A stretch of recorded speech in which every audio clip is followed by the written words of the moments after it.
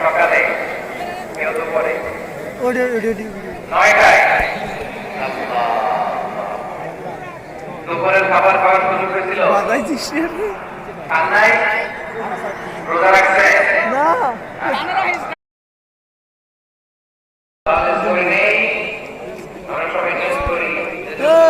আপনারা